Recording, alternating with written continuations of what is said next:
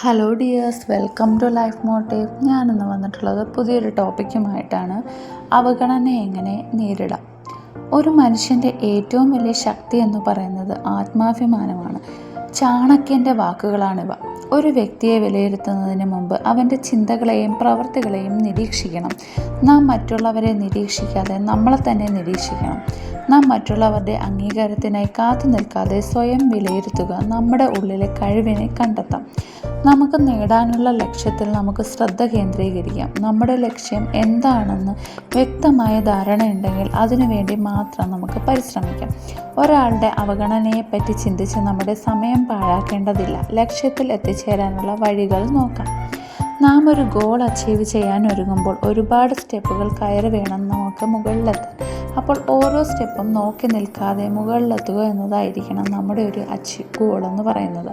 നമ്മുടെ ജോലി, വിദ്യാഭ്യാസം, ആരോഗ്യം, നമ്മുടെ സ്വപ്നങ്ങൾ ഇതൊക്കെ നേടാൻ നമ്മുടെ സ്വന്തം പ്രയത്നം കൊണ്ട് മാത്രമേ നമുക്ക് സാധിക്കുകയുള്ളൂ.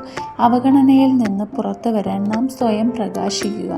നാം നമ്മുടെ ലക്ഷ്യങ്ങൾക്കായി കഠിനമായി അധ്വാനിക്കുമ്പോൾ മറ്റുള്ളവരുടെ ശ്രദ്ധ നാം യാചിക്കാതെ തന്നെ നമ്മളിലേക്ക് വരുന്നു. അവഗണനയുടെ വേദനയിൽ നിന്ന് പുറത്തു വരാൻ നമ്മുടെ ചിന്തകളെ നിയന്ത്രിക്കാം.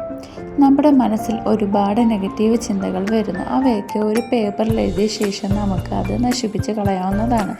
ഏറ്റവും എഫക്റ്റീവായിട്ടുള്ള ഒരു മെത്തേഡാണ്. നിങ്ങളെല്ലാവരും ഒന്ന് ചെയ്ത് നോക്കുക.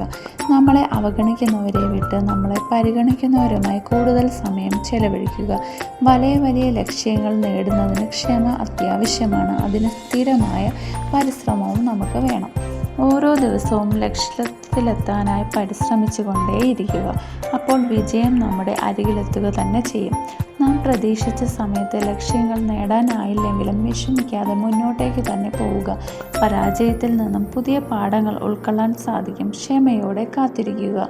അവഗണനയെ ഒരവസരമാക്കി കാണുക. നമ്മുടെ വാല്യൂസ് എല്ലാം തിരിച്ചറിയുക. നാം നമ്മുടെ കഴിവിനെ തിരിച്ചറിയുക.